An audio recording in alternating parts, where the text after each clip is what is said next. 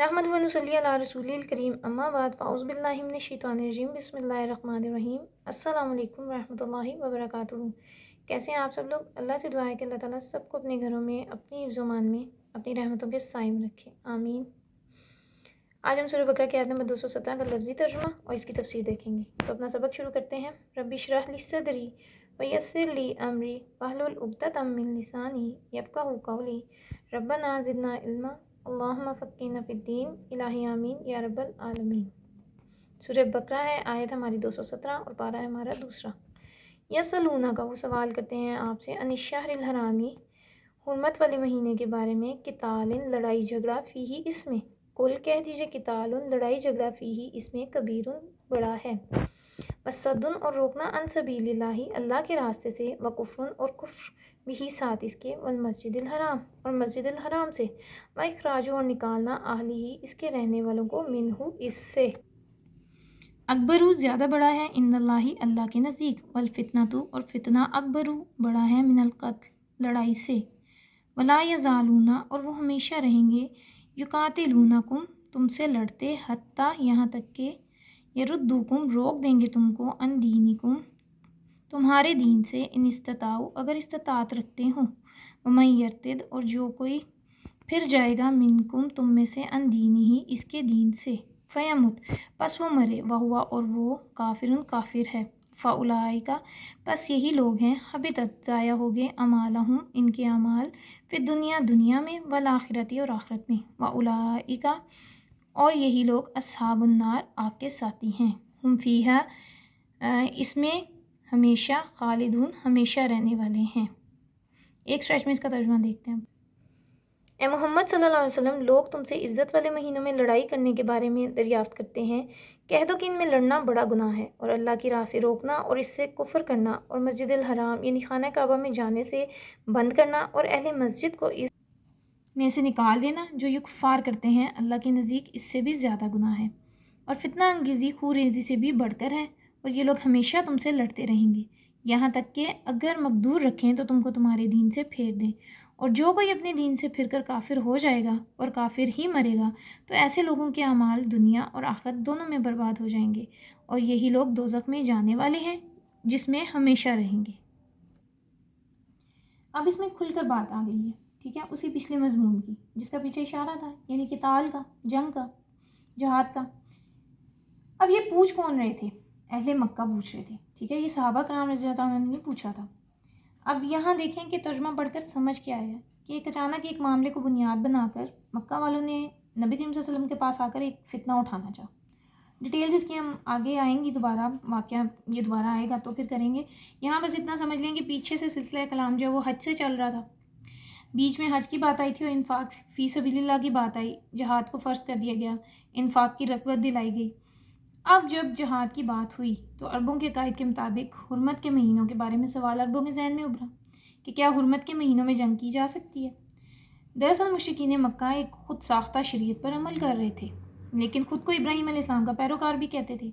इब्राहिमी रूह तो उनके अंदर ख़त्म हो चुकी थी, दीन की हकीकत से बिल्कुल दूर थे, और इब्राहीम अलैहिस्सलाम और इस्माईल अलैहिस्सलाम पर जो सहीफ़े नाजिल हुए थे ना, उनमें से भी कोई उनके पास नहीं था। लेकिन हज की फ़र्जियत और हज के जो मनासिक थे, उनमें से कुछ चीज़ें ठीक थी उनके अंदर और कुछ ख़राब हो चुकी थी। दीन इब्राहिमी में हुर्मत के 4 महीनों के बारे में वाज़ेह अहकामात थे।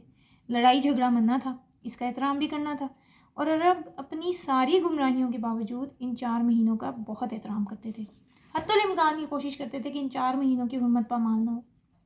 ठीक है, देखें अल्लाह रब्बुल इज़्ज़त ने इस कलाम में हर चीज़ को गलत नहीं किया, ठीक है, जो उनकी ठीक थी उसको वेरीफाई किया, ठीक है, उसमें उनका ये अकीदा भी था, यानी उन बातों में एक अकीदा उनका ये भी था कि हुर्मत के महीनों में लड़ाई झगड़ा नहीं होना।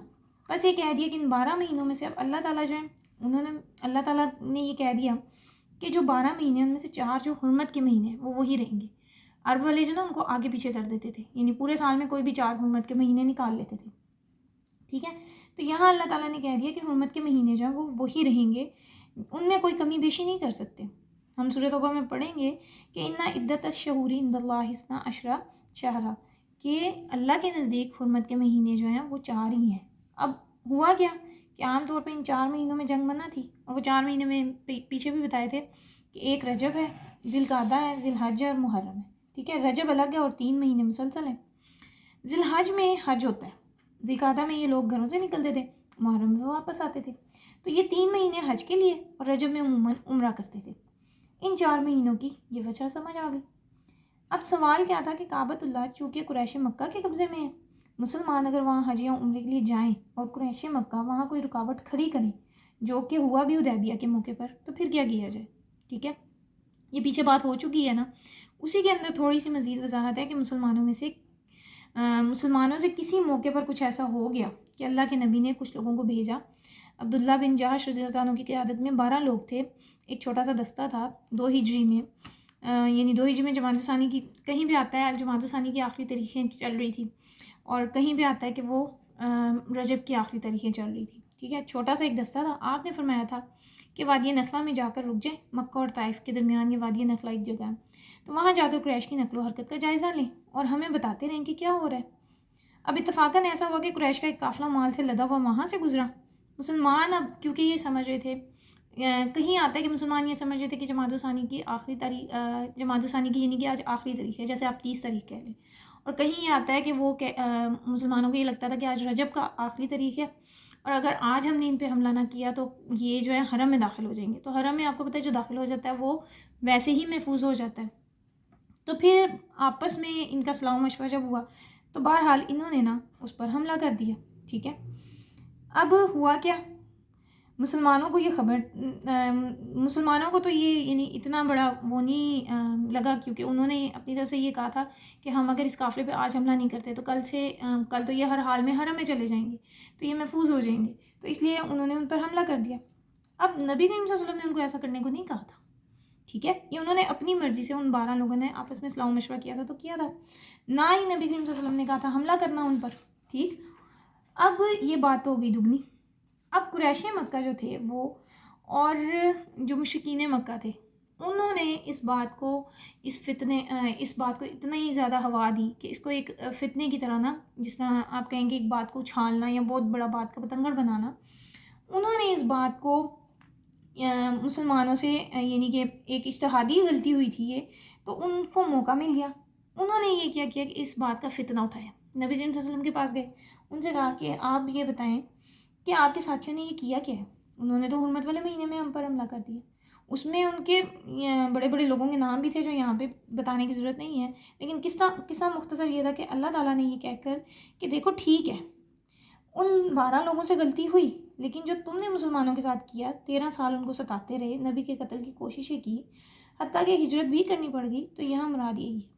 نبی کریم صلی اللہ علیہ وسلم نے جو شخص اس دوران مارا گیا تھا نا، اس قافلے پہ جب حملہ کیا تھا تو ایک شخص مارا گیا تھا، اس کی دیت بھی ادا کروائی تھی، باقیوں کو آزاد بھی کر دیا تھا اور بہت کچھ بھی کیا تھا. اور مطلب یہ کہ آپ نے تقریباً یعنی پوری طرح سے کوشش کی کہ سب کچھ کمپنسیٹ ہو جائے. ٹھیک ہے، لیکن اللہ رب العزت نے یہاں یہی بات کہہ دی کہ جب کوئی حرمت کا خیال رکھے گا تو تم نے بھی رکھنا ہے. اور یہ نہیں ہو سکتا کہ ایک چیز پر تم اتنے سخت ہو اور دوسری چیز پر تم اتنے ہی نرم ہو جاؤ. ٹھیک ہے، اور یہاں سے آپ کو فتنے کی حقیقت بھی پتہ چلتی ہے. یہاں پہ ہے نا والفتنۃ اکبر من القتل، فتنہ ہوتا ہے کسی کو اس کے دین پر عمل نہ کرنے دینا. ٹھیک ہے، پرسیکویشن، آزمانا. کوئی دین کی طرف آنا چاہتا ہے، زندگی سنوارنا چاہتا ہے اور آپ اس کو تکلیفیں دے رہے ہیں. آج بھی دیکھیں مسلمانوں کے ساتھ یہی ہو رہا ہے. ٹھیک ہے، اور مسلمان بڑی جلدی ڈر کر دبک کر بیٹھ جاتے ہیں کہ کیا کریں کیا نہ کریں. تو فریڈم، ریلیجیس فریڈم جو ہے نا اس کی بات ہے. ہر انسان کا حق ہے کہ اپنے عقیدے کے مطابق جی سکے، اور اللہ کے نبی نے مدینے میں رہ کر یہ کر کے دکھایا ہے. ٹھیک ہے، پھر جو یہ کہ آخری حصہ اس آیت کا وَلَا يَزَالُونَ يُقَاتِلُونَكُمْ، اس میں مشرکین کا آئندہ عزائم جو ہیں وہ بھی اللہ تعالیٰ بتا رہے ہیں کہ یہ کل بھی لڑ رہے تھے، آج بھی لڑ رہے ہیں اور یہ آئندہ بھی لڑتے رہیں گے. تم ان کے ساتھ جتنی مرضی محبت کی پینگیں بڑھا لو، جو مرضی کر لو، ان کی مرضیاں کر لو، یہ نہیں مانیں گے. ٹھیک ہے، تو اللہ تعالیٰ نے یہاں مسلمانوں کو تنبیہ کی ہے کہ کمزور نہیں پڑنا. اگر مرتد ہوئے، یعنی اگر اپنے دین سے پھر گئے تم ان کی ظلم و ستم سے تنگ آ کر یا کسی بھی وجہ سے تم اگر اپنے دین سے پھر جاتے ہو تو اس کو مرتد ہونا کہتے ہیں. ٹھیک ہے، یعنی اگر مرتد ہوئے تو تمہارے سارے اعمال ضائع ہو جائیں گے. اور اب اس میں میرے آپ کے لیے جو عمل کی بات ہے وہ کیا ہے، اپنے آپ کو فتنوں میں نہیں ڈالنا. ٹھیک ہے، اللہ نے جس بات کا حکم دیا ہے اس کو کریں. کسی سے اگر کوئی ایسی انجانے میں غلطی ہو جائے تو اس کو بنیاد بنا کر بہت زیادہ بات کا بتنگڑ نہیں بنانا چاہیے. کچھ لوگ دراصل چھوٹی چھوٹی باتوں کا پتنگڑ بناتے ہیں. اصل میں یہ آیت کا اگر آپ ٹاپک دیکھیں نا تو یہ ہے کہ بات کا پتنگڑ نہ بناؤ. مکہ والے کیونکہ دشمنی کے موڈ میں ہوتے تھے نا تو چھوٹی چھوٹی بات کا پتنگڑ بنا دیتے تھے. تو اللہ رب العزت فرماتے ہیں وَأُولَٰئِکَ أَصْحَابُ النَّارِ هُمْ فِيهَا خَالِدُونَ. تو اللہ سے دعا ہے کہ اللہ ہمیں سیدھا سیدھا رکھے, ہم سے کوئی غلط کام نہ ہو, اور اللہ سے دعا ہے کہ وہ ہمیں دین پر صحیح طرح سے عمل کرنے والا بنا دے, دین کی صحیح طرح سے ہمیں سمجھ بوجھ عطا کرے, اور ہمارے لیے اس دین پہ چلنا بھی آسان بنا دے. آمین. وما علینا الا البلاغ. آپ کا میرے ساتھ رہنے اور قرآن سننے کا بہت شکریہ. جزاکم اللہ خیرا کثیرا. اللہ تعالیٰ آپ کو اس کا بہترین اجر دے. السلام علیکم ورحمۃ اللہ وبرکاتہ.